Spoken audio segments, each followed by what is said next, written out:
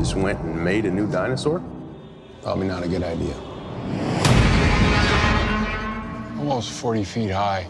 Really think she climbed out? Depends. On what? What kind of dinosaur they cooked up in that lab.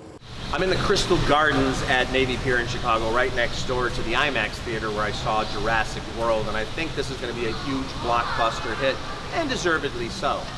It's one of the dumbest movies I've seen all year, but I say that in a good way. This is all about pure summer fun.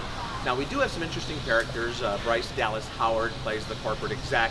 Chris Pratt in the Indiana Jones kind of role. He's the one guy that can really talk to the animals and realizes things are going to go horribly wrong. And of course things do go horribly wrong or you wouldn't have a movie. And this movie is mostly about the crazy action sequences. Special effects are first rate. It's got kind of a wicked sense of humor. Some of the chopping on humans is grotesque and kind of weird, but really funny. And the music is great, the score is great, the acting is first rate. I think it's a lot of fun. It's not something that's going to be, winning Academy Awards for screenplay or acting, but for a summer blockbuster, a return to those great created, de-extincted dinosaurs, it's a lot of fun. I loved it.